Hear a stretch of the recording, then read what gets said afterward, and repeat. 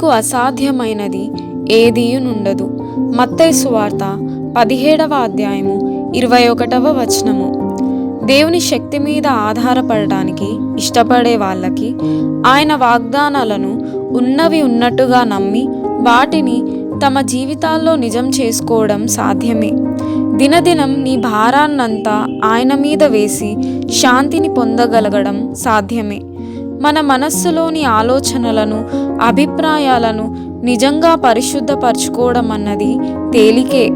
ప్రతి దానిలోనూ దేవుని చిత్తాన్ని చూడటం, దానికి నిట్టూర్పుతో కాక సంగీతాలతో తలవంచడం సాధ్యమే. దైవశక్తిని ఆశ్రయించి అంతరంగంలో బలపడటం సాధ్యమే.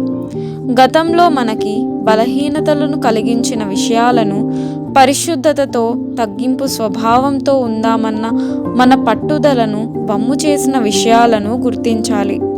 మనల్ని ప్రేమించి మనలో తన చిత్తానికి లోబడే మనస్సును పుట్టించి తన శక్తిని మనలో నాటిన దేవుని ద్వారా పాపానికి మన మీద అధికారం లేకుండా చేసుకోవచ్చు. ఇవన్నీ దైవ సంబంధంగా జరగవలసినవి. ఎందుకంటే ఇవన్నీ దేవుని పనులు. వీటిని మనం నిజంగా అనుభవిస్తే ఆయన పాదాల దగ్గర మోకరించి ఇంకా ఇంకా ఇలాంటి విషయాలను గురించి తృష్ణగొంటాము. ప్రతి దినం, ప్రతి గంట, ప్రతి క్షణం క్రీస్తులో పరిశుద్ధాత్మ శక్తి ద్వారా దేవునితో నడవడం కంటే తక్కువైన అనుభవాన్ని కోరుకోము.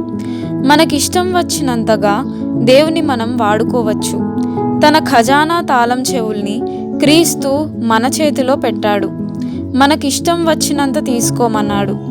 ఏదైనా బ్యాంకు ఇనప్పెట్టె తెరిచి ఒక మనిషిని నీ ఇష్టం వచ్చినంత తీసుకోమంటే అతను ₹1 మాత్రం తీసుకొని బయటికి వచ్చేస్తే అతను పేదవాడైనందున ఎవరిది తప్పు? దేవుని ఉచిత వరాలు ఈనాటి క్రైస్తవుల దగ్గర అంత తక్కువగా ఉంటున్నాయంటే ఎవరిది ఆ తప్పు?